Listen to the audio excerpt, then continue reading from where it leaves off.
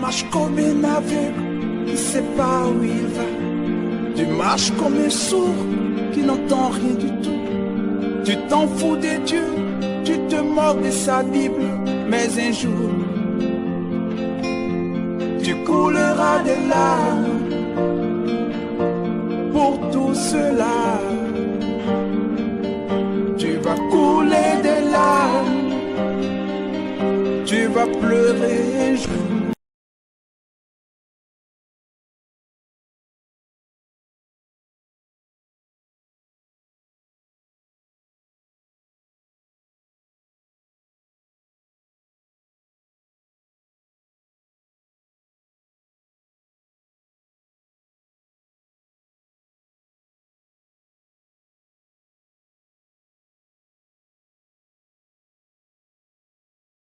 Freddy est un cow-boy semi-professionnel.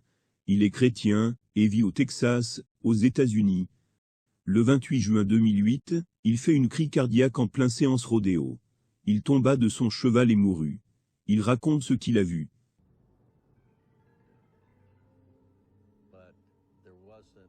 Je n'avais aucune peur de cette obscurité. Je ne me sentais pas seul. Je n'avais pas peur. Il n'y avait pas de sensation de mourir, ou quoi que ce soit. Même si j'étais mort, j'étais aussi vivant que je ne l'avais jamais été. Ma raison et mon corps étaient allongés là-bas, dans ce rodéo poussiéreux. C'était mon esprit qui est allé au paradis. Et mon esprit a communiqué avec Jésus.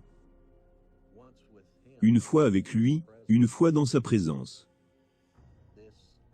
Cette terre, et les pensées humaines, tout d'ici-bas avait disparu.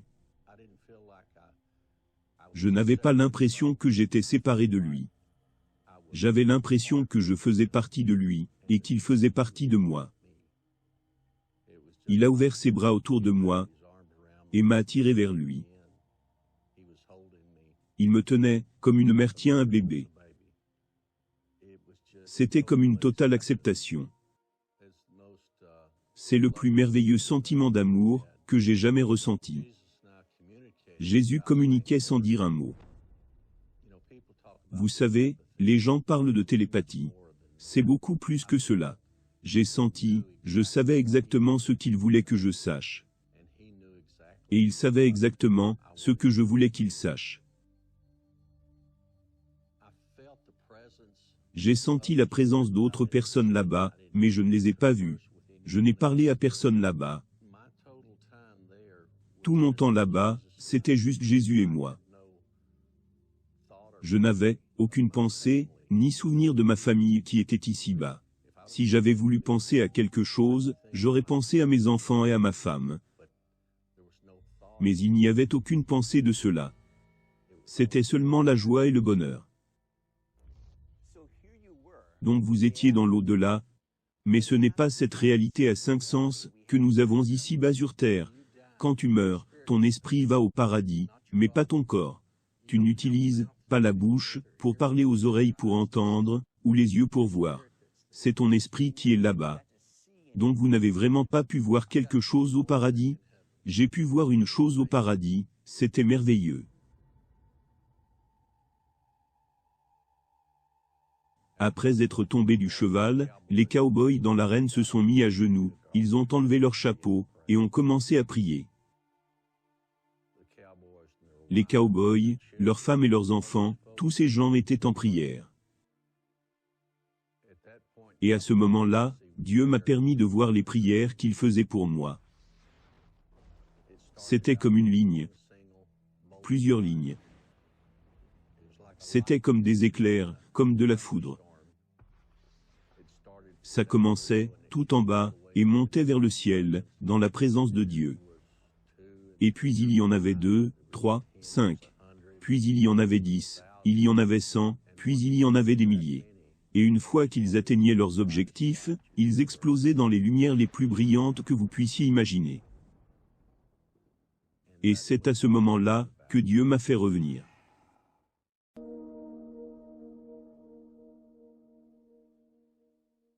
Yeah, so I was searching, and also as a teenager, I always was searching for the truth, and I was also meditating with Buddhists and Buddhist temple in the Buddhism. I was searching Buddhism. And I was also in Mexico in the jungle with the Mayans, and I was searching for the truth. I always searched in my life for the truth. And I always had that feeling, I want to be set free. I want to be alive. So I was searching everywhere, also in the New Age. Yeah, and but I never felt freedom. And my aunt, she's with Jesus 25 years now, and she always told me with my uncle, Jesus is the truth. And I was totally in the Buddhism and New Age, and I said, yeah, because I never saw the fruits in my life from the Catholic and background. I said, no, but there's the Buddhism and the shamanism, and I had the feeling there's something going on more than in the church. So my aunt told me about Jesus and my uncle, and I said, yeah, I didn't take it serious. It went to this ear and this ear out. We moved to Los Angeles, and we lived there because my husband has to do his music business, and I was on an acting school. During this time, I went on an acting school in Germany. One time, my husband said, okay, let's go to Palm Desert because we need to get out here. It's too crazy in Los Angeles, Hollywood. And we went to Palm Desert, which is very desert. It's really quiet and it's calm, and not many people are there.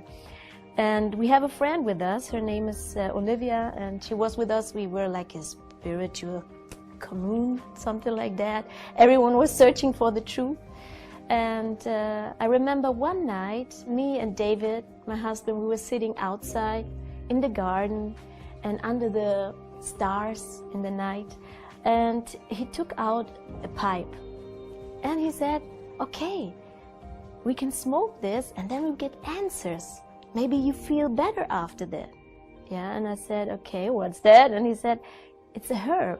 It's salvia, which the Aztecs and Mayans, they take it to reach higher beings and getting answers. And I was searching for answers for all my life. And I was in a situation where I thought, no, acting is not for me. My music career didn't work out. And I said, okay, and we have also problems in a marriage, and many stuff from the childhood came up. And I was really at the point where I was saying, no, I cannot be here at this place anymore. I have everything. We have the money, we have everything. I have a beautiful family, I have a beautiful child, but something missing in my heart. So I said to myself, okay. Si tu mourais demain, que diras-tu à Dieu? Salvia is like you take 2 shots, or a few shots, and you're really out of everything. And because I was smoking marijuana when I was a teenager, I thought, it's only a herb, it's not chemical. So I peux could take tout more avoir shots. dans ce monde pourri. Les plus belles maisons, les plus belles voitures, toutes les plus belles filles lui viendront à tes pieds. Mais un jour, tu couleras des larmes pour tout cela. And I heard many stories that people will die of taking drugs when they have this illness. And I said, okay, I was really, I don't know, I had panic attacks and everything. And usually this thing, it takes 2 minutes and then you are sober. But because I take 8 or more shots, it went all the night. Yeah, we were sleeping, and I said I have to sleep because I cannot take it anymore. I thought I would die. So in the morning, everyone was still sleeping. I wake up at 9 o'clock in the morning. I was looking at the watch, and I said, oh my God, I'm still, and I found out I'm still in that place, you know, still high, not less high, and my heart was bumping, and I couldn't breathe, and I thought this is the last moment, I'm gonna die, or I never will come back. Always staying in that zone, I thought, you know, because I heard some stories. And I said, oh God, why I did this? I was so panicked. So I went to the bathroom. I went down on my knees. And I tried to meditate as I always use it, as I used to always meditate in the morning. But in my mind, I remember the words of my aunt, and she told me, if you are in danger, call Jesus. And during that moment she said that, I said, yeah, okay.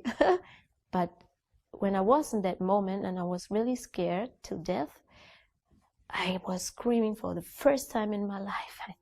I screamed, Jesus, from the bottom of my heart. And there he was, standing in front of me. Sorry. And there he was, standing in front of me. Beautiful. I never saw someone like him, you know. So beautiful, and the most beautiful eyes. I mean, no one has his color. You know? And he put me into his zone. And there was no time, you know. It's only me. It was only me and him. And he was so tall. I was in a child size, you know, child size. And he was so tall, and he came down to look straight into my eyes, that he can look into my eyes. And I was wondering why he came down only for me. Yeah. And he was talking to me, but in a lovely way. I never heard someone talking like him. No one talks like him. These beautiful golden words from him was golden words. And he gave me all the answers I needed, all the answers. And he was smiling all the time. He had this beautiful smile, and wow, and he looked like a king. I was wondering why he didn't wear this white, you know, simple thing, you know. A king stood in front of me. And he was not behaved like a king. He was so, you know, so lovely. So there are no words for it. And yeah, he was smiling the whole time, and he also touched with a hand. He's really, really close, you know. He's really, yeah. And then I was thinking, like, how many minutes he will stay with me, because he took a long time for me. I mean, only for me. There are so many people in the world. Why he took a long time for me? I had this question, but he was smiling, like, of course he read my mind, and he said, you don't need to take this to reach me. No one needs to take this to reach me. Just call me. And from that moment I knew it's true. What's written in the Bible, knock and I will open the door. Ask and it will be given. And from that moment I know this is the truth. He is the truth. He is the life. He's the way. And then the heaven opened up, like the clouds opened up, and someone was calling him, and he looked up, and then he said, it's time to go. And then he had this hand. He raised his hand like this, and he was he went to heaven. It looks like he's an elevator. He was like, and I was looking like, nah. And I saw, when I looked up into the heaven, I saw the disciples. And the light and the love came out from heaven down to me. And I was looking like he was smiling, because I was thinking like, oh, I want to go with you, please. I want to go with you. And he read my mind. He said, too early for you. I know you. I understand. It's too early. But he was smiling, and many people was there too. Not only the disciples, and they're holding hands, and it looks like a big party of love. Everyone is happy. There's freedom. There's everything you cannot imagine. You know, that's the place everyone wants to go. And then the clouds closed. The heaven closed. And then I woke up. And I was sober. I was so sober. I was so happy. I have so much freedom. I had so much freedom in my heart. I'm so thankful. You know, I'm so thankful for that.